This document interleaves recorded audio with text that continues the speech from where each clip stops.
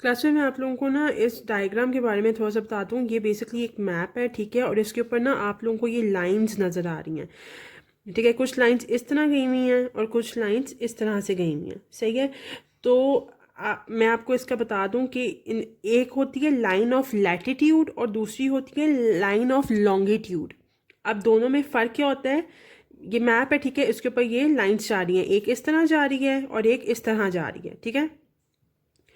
तो जो lines the running parallel lines on the map from east to west are called lines of latitude. Lines of latitude कौन सी वाली कहलाएंगी? जो east से वेस्ट की तरफ जा रही हैं, ठीक है।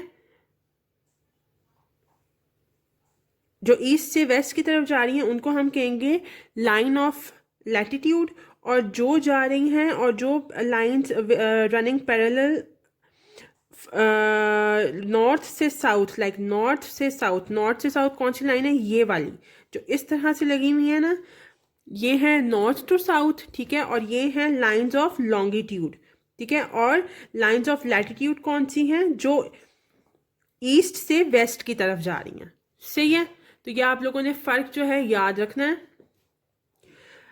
कि लाइंस ऑफ लैटिट्यूड और लाइंस ऑफ लॉन्गिट्यूड में क्या फ़र्क होता है, ठीक है।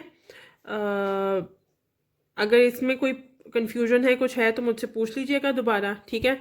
और बाकी ये है कि मैं आप लोगों को आज इसके फिलिंग द ब्लैंक्स भेज दूंगी और क्वेश्चन आंसर मैं कल करवाऊंगी आप लोगों को, सही है।